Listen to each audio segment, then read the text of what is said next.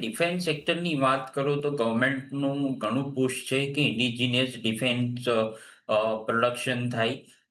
તો હવે જે નવા ઓર્ડર્સ જે ગવર્મેન્ટ આપે છે એ ડોમેસ્ટિક કંપનીઝને જ આપે છે. અને આપણે જોઈએ તો 1 ફેબ્રુઆરી એ બજેટ છે.